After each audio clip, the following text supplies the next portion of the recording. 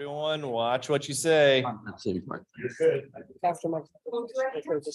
Morning, You Michelle. don't have to, actually. McConaughey You don't. wanted all these fun centers, but nobody knew how much money. Okay. Everybody ready to get started? Oh, yeah. Always. Time being 9 a.m. on October 19th, 2023. I'd like to call this meeting to order of Kane County's Public Service Committee. Clerk, please call roll for attendance. Gums, present. Lewis. Sturgis, Sturgis present. Tepe, Happy here. Williams, Williams here. Young, Young here. Sanchez, Sanchez present. Quorum. Okay, remote attendance requests, there are none. I need approval of the minutes, September 21st, 2023. Someone like to make a motion? Deputy asks for unanimous consent. Any objections? All right. I believe we have no public comment. There's nobody signed to speak up, nobody in the audience. I'm kind of not sure what to do with myself in this moment here, but I'm just going to roll with it. So bear with me, guys. Finance reports. If there are any questions with this month's report, just reach out to the finance department and they'll be happy to answer. Recorder's office, the report is on file. They are not here in person today. So we'll move to the treasurer collector. Mr. Lawson, do you have a report?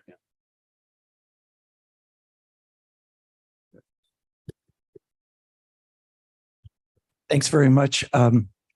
Chairman, members of the committee, submitted the report about a week ago.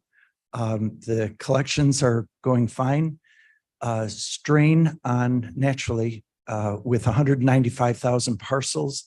A lot of people upset about property tax amounts that they have to pay. We have 195,000 opportunities to either shine or to be like goats. So our team is doing a great job. You know, when I came into the role of treasurer, I knew that I'd like the function of the finances and the accounting and all that side, but I didn't fully appreciate how much I would enjoy working with the people on our staff. To have so many people who are bilingual, but really much more importantly, smart but good hearts. I listen again to the way that people are treated as they come through the door, the kindness and the welcoming. They are really top notch. And so I do my best to take care of them every day and thank them. I appreciate the support that the board gives our team. That's it. Any questions for the treasurer? Okay, I see we have a resolution. For his office, I will entertain a motion and a second for authorizing the contract for delinquent tax notice printing, preparation, and mailing services. Gums will move. Williams seconds. Thumbs moves, William seconds. Mr. Treasurer, would you like to just walk us through this very briefly? When people end up not paying their taxes, we send out certified letters. Costs a lot of money to send those out, although we did reduce the cost this year by $14,000, which, you know, in anybody's budget is a lot of money. So we just appreciate it. It's a routine thing we do every year. Naturally, we need your approval. Any questions on this resolution? Mr. Young? Yes, Mr. Lawson, the bid packet, I was kind of going through this last night. So we have the bid packet, you have Avalon, Batavia, Instant Print and LRD Systems. So this is like a standard. Can you just walk me through the bid process itself? Because I think there's a standard procedure that we have in place. And I'd like for you to just kind of explain that and say, okay, this is how we do this. And anyway, just if you could explain that and then why you chose who you chose and why you have to choose them. I'm curious of that process. Okay. In this case, both Maria Herrera and who's the Chief Deputy Treasurer, and Cindy Christopher, who's in charge of customer service, worked together using last year's, or the last proposal, last contract that we had as a template. We publish it with the help of the procurement or the purchasing department. Gets posted on place. People can bid on it. Very interesting circumstance. I don't think that this is the direction of, explaining, well, how does procurement work? Which, by the way, you had sent me over maybe 17 pages of the procurement policy. So it was very useful. It was for other purposes, but thank you very much. But in this case, what happened was the people who won the competition in the eyes, and I ratified the decision made by Maria and Cindy. The people who won were the lowest bidders. However, when we first made contacts with the business, we weren't getting return telephone calls. And I think that that is such a huge, people need to be responsive. But after we sorted out some of the communication process, and we actually went to visit the place that was nearby in Batavia, because if it's a close contest, we do want to use Kane County taxpayers, residents, for our services. But when it came to actually performing the function, the group that won was not only the lowest bidder, but they were the ones who really understood how this goes. They must do it a lot across the country. And so they proved up that they were highly qualified. I know that doesn't answer the nature of your question. I'm sorry. This is a follow-up. So everyone gets the same bid packet, right? And if they have any questions, they can contact you and that's really it, right? So so you have 3 bidders and it's a pretty simple process, but you answer the question. Yes. Sometimes there are more than like those final 3. And so we go through an evaluation to bring it down to, 2 or 3 to then bring in for a meeting. And so we go through that additional step. My habit in the past, and it will be in the future, is that typically if it's multiple and if it's large, I would want to have like the chairman of the specific committee and the vice chairman be in the panel that makes the final recommendation. I know that it's my responsibility, that when something goes wrong, it's my fault. And so that means that I have to make that final decision. I have to have the authority to make the final decision. I don't want to say, well, it's that panel. No, in the end, the recommendation is made to the elected official or the department head, and they take the responsibility for making sure that it goes right. Mr. Chair. Thanks, Dave. Mr. Williams? Quick question, Mr. Lawson. Are we able to recoup any of these monies from delinquent property owners? There are some fees that people are charged in interest, and I'm making the approximate calculation. We do recover some of those costs in the penalties that are assessed, and that is a really, really sad thing. I mean, you would not believe some of the conversations that take place, and initial conversations. I hear my staff members' side, and I hear the patience that goes into many times being yelled at and verbally abused. And it's just, you just don't need to do that to get through a day. But every once in a while, I get the pleasure of, calling those folks. And some people think that, well, if I'm a day late, you should just, mark that off.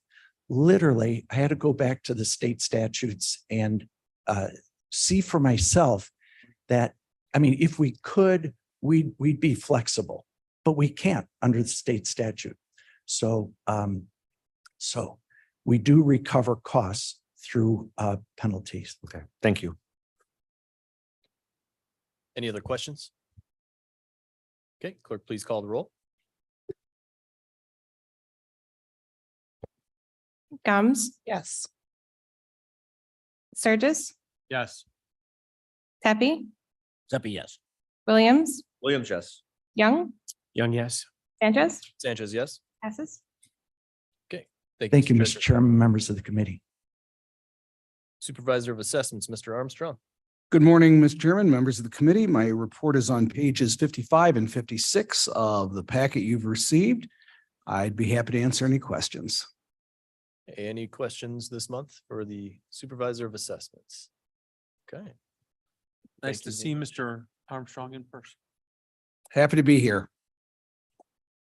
All By right. the way, I was the meeting last Tuesday when you were asked if I'd be here. I was in Florida. I was moving my daughter into her first apartment after graduating. I almost made it to the meeting, though. I was literally in Orlando Airport when that meeting started. I was already at O'Hare walking to my car when it ended. I was really trying to walk through the door before the end of the meeting. Thought it would have been a great surprise, maybe burst through like Kool-Aid Man or something, but Act it out for you. I appreciate that. I made use of none of the in-flight entertainment on Southwest. I just paid $8 and listened to the whole meeting the entire time. So I'm sorry. I was with you, even though we were winging it over the Midwest. That would have been great, though. I'll see if I can time my flights a little better next time to have that kind of effect. Well, we appreciate your dedication and involvement. All right. Thank you, Mr. Armstrong. Regional Office of Education, Ms. Del Santo, I saw just walked in. Yes, I did. Good morning, everybody. I am passing out our annual report, which contains all of the data on the things that we've done in our office this past year. Thank you. The rest of the county board will get them in their mailboxes. You get copies. Need a microphone. She's handing out the annual report for everyone online. That's all that counts.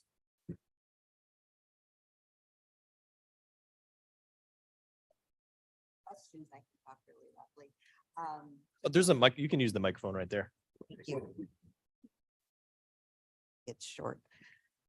Okay, if anyone has any questions, I'd be happy to answer them, or if you want to take the time and look it over, and next meeting, we can answer any questions you might have on the report. Okay. Any questions at this time? All right. Yes, thank you for giving us the first look. You're welcome. Thank you. I like the jacket, by the way, the coat. Thank you. Yeah. So- All right, moving on, Veterans Assistance Commission, Mr. Zimmerman. Good morning. My report is on page 58 of your agenda packets. It's a pretty standard report, so I'll spare you the details there. I will mention that in this month of October, we did increase our outreach efforts. We're now in several locations across the county every month. We're at the North Aurora VA Clinic twice a month. We're at the Hoffman Estates VA Clinic twice a month. We're at the Elgin American Legion once per month. The St. Charles and Aurora American Legions also once each per month, and then also up at Del Webb, Sun City, and Huntley one time per month. So 8 outreach events that we're going to every month now, dedicated to getting the word out to veterans in those areas. And with that, I'll be happy to take any questions. Any questions for Mr. Zimmerman, the Veterans Assistance Commission? All right, thank you, Mr. Zimmerman. Thank you. Appreciate it. County Clerk. I don't see anybody here from the County Clerk's office. I'm sure they're here with us in Probably does spirit. If believe you us have on any this one. questions on their report, just reach out to Jack and they'll be happy to answer you. Other business, we have none that I am aware of, none that the committee is bringing forward at this time. Oh, here you Oh, are. hold on, we're gonna back up just one second. I did not go on to other business for all you parliamentarians. Mr. Pollack from the clerk's office is approaching. For those online who may not be able to see what's happening here, the commotion. Welcome, Mr. Pollack. Good morning. Well, I'll join the speed of the meeting. You have our report on file.